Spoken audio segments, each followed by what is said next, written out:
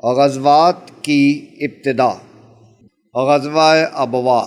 یہ پہلا غزوہ ہے جس میں حضرت صلی اللہ علیہ وسلم بنفس نفیس تشریف لے گئے، اور غزوہ تبوک آخری غزوہ ہے۔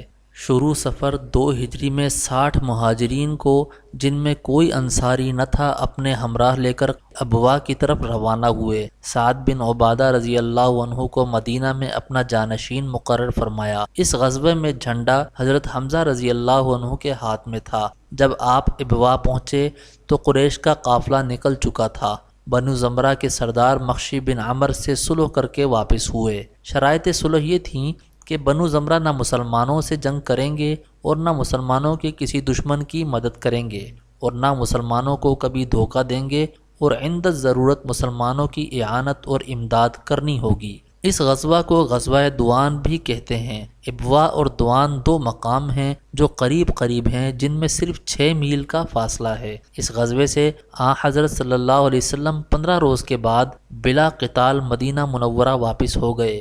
غزوہ بوات۔ پھر آپ کو بذریعہ وحی یہ معلوم ہوا کہ قریش کا ایک تجارتی قافلہ مکہ جا رہا ہے، اس لیے آپ ماہ ربیع الاول 2 ہجری یا ربیع الثانی میں 200 افراد کو لے کر بوات کی طرف روانہ ہوئے، اور صائب بن عثمان بن مظعون کو، جو سابقین اولین اور مہاجرین حبشہ میں سے ہیں، مدینہ کا حاکم مقرر فرمایا۔ قریش کے اس قافلے میں 2500 اونٹ تھے، اور امیہ بن خلف اور 100 آدمی قریش کے تھے۔ بوات پہنچ کر معلوم ہوا کہ قافلہ نکل چکا ہے، اس لیے آپ بلا جدال و قتال مدینہ منورہ واپس آ گئے۔ غزوہ عشیرہ۔ اثناء جمادی الاولیٰ سن 2 ہجری میں آپ نے 200 مہاجرین کو لے کر قریش کے قافلے پر حملہ کرنے کے لیے عشیرہ کی طرف خروج فرمایا، جو ینبع کے قریب ہے، اور مدینہ میں ابو سلمہ بن عبد الاسد رضی اللہ عنہ کو اپنا قائم مقام مقرر فرمایا۔ سواری کے لیے 30 اونٹ ہمراہ لیے، جس پر صحابہ نوبت بنوبت سوار ہوتے تھے۔ آپ کے پہنچنے سے کئی روز پیشتر قافلہ نکل چکا تھا۔ آپ بقیہ ماہ جمادی الاولیٰ اور چند راتیں جمادی الثانیہ تک رہیں، وہیں قیام پذیر رہے، اور بنی مدلج سے معاہدہ کر کے بلا جنگ کیے ہوئے مدینہ واپس ہوئے۔ غزوہ صفوان۔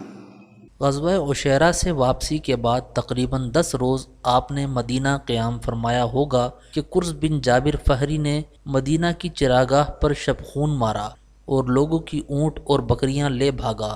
آپ یہ خبر سنتے ہی اس کے تعاقب میں مقام صفوان تک گئے، جو بدر کے قریب ایک موضع ہے، مگر آپ کے اس مقام پر پہنچنے سے پہلے ہی قرظ یہاں سے نکل چکا تھا، اس لیے مدینہ کی طرف مراجعت فرمائی۔ صفوان چونکہ بدر کے قریب ہے اور آپ اس کے تعاقب میں بدر تک گئے، اس لیے اس غزوے کو غزوہ بدر اولیٰ کہتے ہیں، اور غزوہ صفوان بھی کہتے ہیں۔ اس غزوے میں جاتے وقت زید بن حارثہ کو مدینہ میں اپنا قائم مقام بنا گئے۔ قرظ بن جابر رؤسائے قریش میں سے تھے، بعد میں مشرف باسلام ہوئے، اور رسول اللہ صلی اللہ علیہ وسلم نے جب عرنیین کے تعاقب میں 20 سواروں کا ایک دستہ روانہ فرمایا تو قرظ بن جابر رضی اللہ عنہ کو اس کا امیر بنایا۔ فتح مکہ میں شہید ہوئے۔